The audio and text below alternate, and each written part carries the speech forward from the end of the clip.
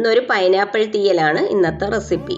അതുപോലെ തന്നെ എൻ്റെ ഈ ചാനൽ നിങ്ങൾ സബ്സ്ക്രൈബ് ചെയ്തിട്ടില്ലെങ്കിൽ ഒന്ന് സബ്സ്ക്രൈബ് ചെയ്തേക്കണേ.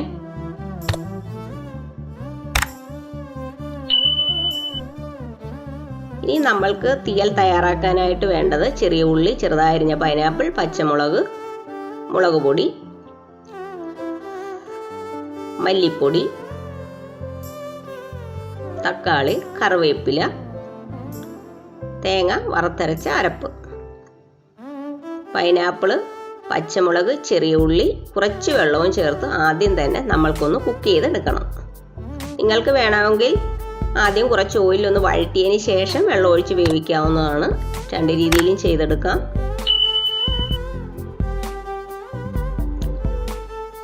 ഇതിലേക്ക് മഞ്ഞൾപ്പൊടി,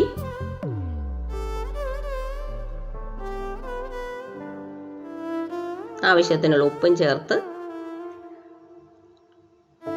കുക്ക് ചെയ്യാനായിട്ട് വെക്കണം. മുളക് പൊടിയും മല്ലിപ്പൊടിയും ചെറുതായിട്ടൊന്ന് ചൂടാക്കി എടുക്കാം. അതുപോലെ തന്നെ പെരിഞ്ജീരകത്തിൻ്റെ പൊടിയും വേണം. അത് ചൂടാക്കേണ്ട ആവശ്യമില്ല. പെരിഞ്ജീരകം നമ്മൾ ചൂടാക്കിയിട്ടാണല്ലോ പൊടിച്ചെടുക്കുന്നത്.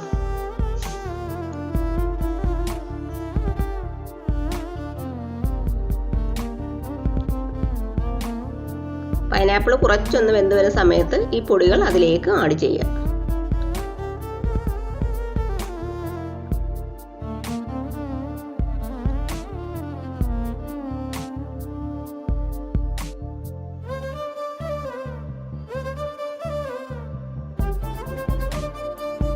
അതിലേക്ക് തക്കാളി ആഡ് ചെയ്യുക.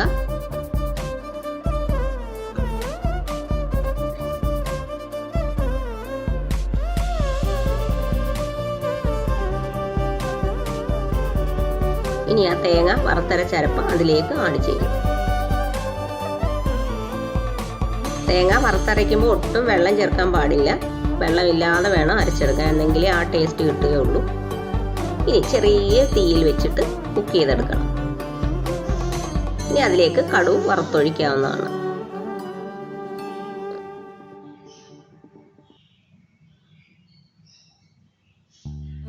അതിനുശേഷം കുറച്ച് നേരം ഒന്ന് അടച്ച് ഇങ്ങനെ വെച്ചേക്കണം. എങ്കിലേ ആ കറക്റ്റ് സ്മെല്ലൊക്കെ അതിന് കിട്ടുകയുള്ളൂ. ഓക്കെ, നിങ്ങൾക്ക് വേണമെങ്കിൽ ടാമറിൻഡിൻ്റെ ജ്യൂസും വേണമെങ്കിൽ ചേർക്കാവുന്നതാണേ.